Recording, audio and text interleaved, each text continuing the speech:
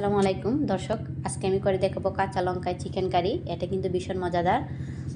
তার জন্য আমার লাগবে চিকেন, আর নিয়েছি আস্ত গরম মশলা, নিয়েছি পেঁয়াজ বেরেস্তা।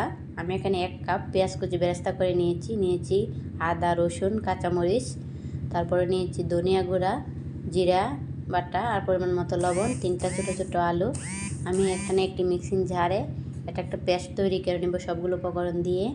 তারপরে আমি গরম তেলে আস্ত গরম মশলা দিয়ে এই পেস্টটা দিয়ে আমি ভালোভাবে কষিয়ে নেব।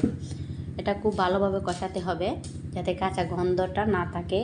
আমার তেল বেশি ওঠার পরে আমি এখানে গুঁড়া মশলাগুলো অ্যাড করে দিয়েছি। এখানে আমি সামান্য হলুদের গুঁড়াও ব্যবহার করব।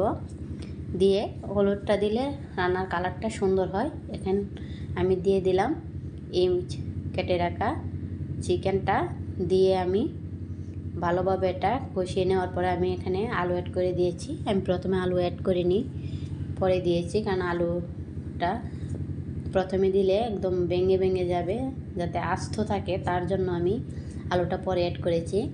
দেখেন আমার রান্নার কালারটা মাশাআল্লাহ কত সুন্দর হয়েছে, খেতে কিন্তু খুবই দুর্দান্ত স্বাদের হয়। এটা বাসায় ট্রাই করতে পারেন। অবশ্যই ভিডিওটি ভালো লাগলে সাবস্ক্রাইব করে পাশে থাকবেন। আল্লাহ হাফেজ।